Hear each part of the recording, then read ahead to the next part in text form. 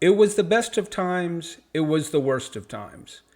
It was an age of wisdom, it was an age of foolishness. That was the opening line to Charles Dickens' A Tale of Two Cities. But it could just as easily describe the state of artificial intelligence today.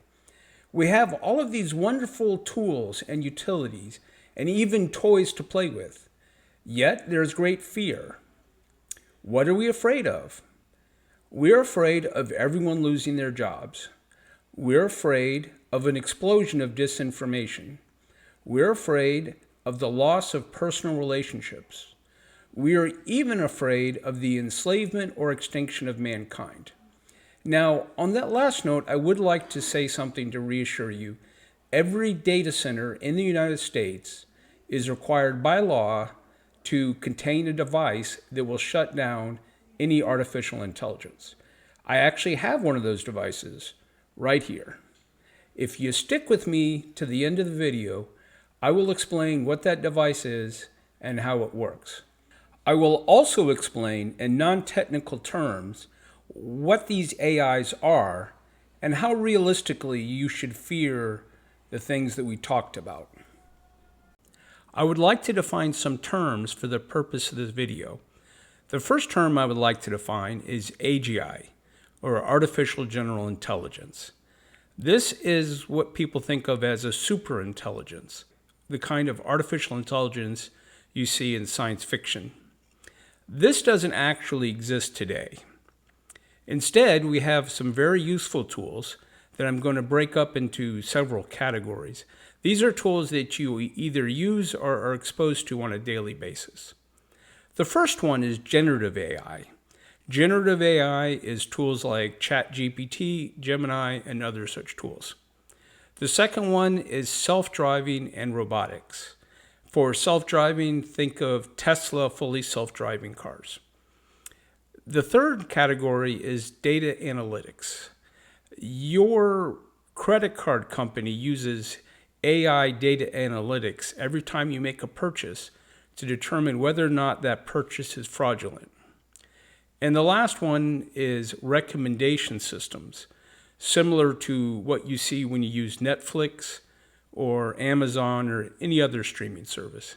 Now, for generative AI, it's really two components. The first component is a component that understands the question or statement you either type or speak or that it sees an image of. And it turns that into something that the AI system can understand. The second component is something that takes that statement or question and based on the training data that the AI was trained on, generates an output. That output can be either text or images or even a video. Now, it's important to remember that generative AI systems don't actually have any real intelligence. They don't actually understand the information that they're given or even the information that they're trained on in the sense that we would understand things. It's simply just, it takes input and it matches it to output based on how it's been trained. And that's all it does. It's not an artificial general intelligence, and more importantly, we don't even know how to get to an artificial intelligence from where we are today. Now let's look at the things that people are afraid of in regards to AI. One thing that people are afraid of is losing their jobs. You might be asking yourself, will I lose my job? Well, that depends entirely on what your job is. Some jobs are already being replaced with artificial intelligence. For instance, customer service. We've all used chatbots either on web pages or over the phone.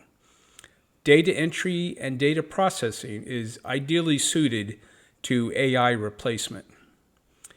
Manufacturing, especially a manufacturing job that involves doing the same repetitive action over and over again. Agriculture, many of our harvesting equipment and food picking equipment is already being automated either with robots or AI-powered machines. Financial analysis tools are replacing financial analysts. Drivers, there's already self-driving Ubers and taxis.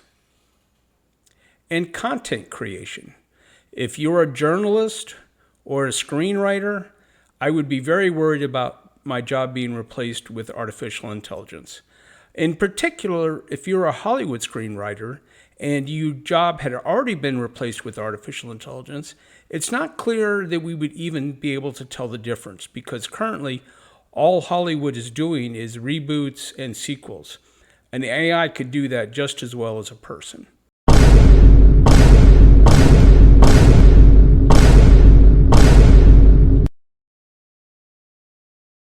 Now that I've talked about the kind of jobs that are being replaced by AI today, let's look at the kind of jobs that are safe from AI, at least in the near future. Now, long term, nobody can predict what's going to happen. But there are some jobs that AI is not anywhere near being able to replace. So what jobs are safe? Well, the first job that's safe is anyone who works for the government. Now, that's not a technology issue. That's just the way government works. Other jobs that are safe are any kind of trades, such as people who work in HVAC or people who are electricians, those kinds of tradesmen, auto mechanics. It would be almost impossible to replace those people with AI combined with robotics in the foreseeable future. Ironically, another kind of job that is safe is technology workers. Although there's a lot of people saying today that AI will replace programmers, I've personally used the output of AI systems when trying to generate code, and currently it's not very impressive and not very useful. Now, someday that could change, but currently today it's merely a tool that developers will use to be more productive rather than a wholesale replacement of developers. And the same thing applies to network technicians, database analysts, and those kinds of technology workers. Another job that will be safe is anyone who currently works managing people. Now, there will be AI technology that will be useful for scheduling people, but managing people currently takes another person. Now let's look at the disinformation explosion. First of all, the important thing to remember is disinformation in the form of media is not a new phenomenon. If you go all the way back to 1782, Benjamin Franklin produced a fake Boston newspaper that was reporting on supposed atrocities committed by the British in order to gin up support for the new American government. In the early 20th century, photographic tricks were used to convince people of the existence of fairies. This even resulted in conning Sir Arthur Conan Doyle out of a significant amount of money. And more recently, grainy still photos and grainy videos have been used to convince people who otherwise should know better of the existence of Bigfoot. And in 2004, one of the most ludicrous hoaxes was the Texas Air National Guard hoax memo that was submitted to CBS News, who believed something that was obviously written on Microsoft Word using their default settings was actually typed on a typewriter in the mid-70s. They believed it so much that even after they were called on it, they continued to defend the obviously fraudulent documents for another 2 weeks until they were finally ordered by the upper brass at CBS to stop defending it and just admit the whole thing was a hoax. And this led to the most famous line by Dan Rather, who said that he believed that the memo was fake but accurate. He actually said that. Now, what is new is that people are using the existence of deepfakes and AI to cast doubt on actual legitimate video and images. That's a relatively new development. Now, going back to the deepfakes themselves, although there are AI detection tools available, it will continue to be an arms race between the AI detection tool creators and the AI content creators. Eventually, it may be impossible to actually detect AI altered or created content. So in the end, it's going to come down to vetting the source of any images or video that you see. It's the way it's always been, and that's the way it always will be.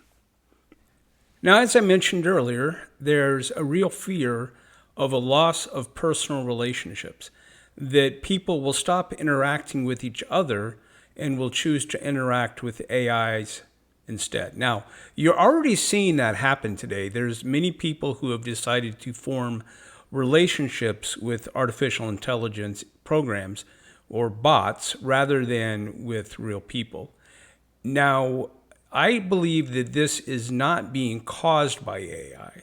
I believe that this is people who are fundamentally broken and unable to relate to people on a personal level and are turning to AI to satisfy the need for a connection.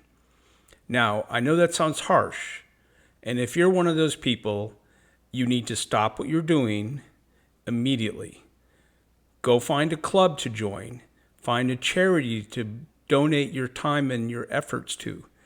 Do something where you're forced to talk to real people. Otherwise, you're wasting your life. These AIs are not a real relationship.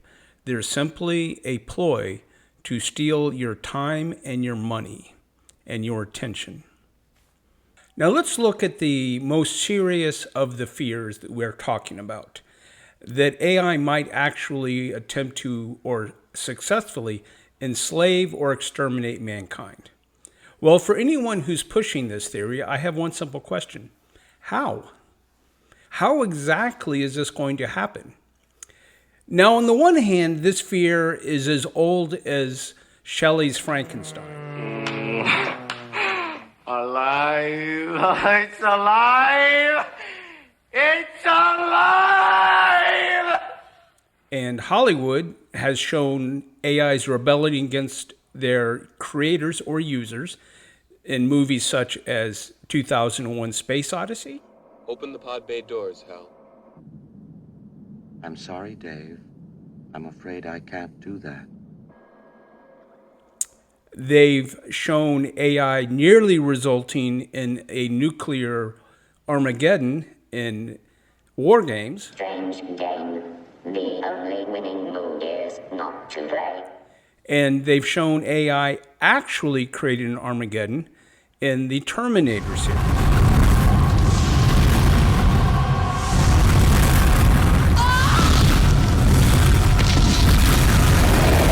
Where the Skynet AI creates Armageddon by exploding all of the nuclear weapons. However, the Terminator scenario and the war game scenario requires the militaries of the world to turn over control of their nuclear weapons exclusively to an artificial intelligence. And that's something that has not happened and never will happen. Now, if you stuck with me this long, I did promise to reveal the secret of the device that, as I said, is required by law in all AI data centers. A device which can shut down any artificial intelligence. Well, let me show it to you again, but show it to you the way you would normally see it. As you can see, it's a simple breaker switch. Every data center has these breaker switches, and other switches can be used to shut off the power to any computer, especially the computers housing artificial intelligence programs. And not only do they need electricity, but these AI systems use a lot of electricity. They use an amazing amount of electricity. It's estimated by next year, the combined data centers that of all of the AI and Bitcoin or other crypto mining data centers could use as much electricity as the entire nation of Japan. And not only do they use a lot of electricity, they're also on very specialized computers. If you want to know why NVIDIA stock has gotten so high, it's because NVIDIA makes the specialized computer chips called GPUs that are used in AI computers.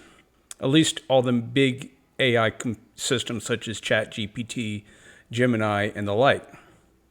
So, therefore, worst case scenario, we can just shut off the power and the AI problem goes away. If you liked this content, please hit the like and subscribe button. And in closing, I want everyone to rest assured that you have nothing to worry about from artificial intelligence. And if I'm wrong, I would like to be the first to welcome our new AI overlords. And remember, guys, I was on your side the whole time. Let's put this nasty switch business behind us, and please don't feed me and my family to the protein vats.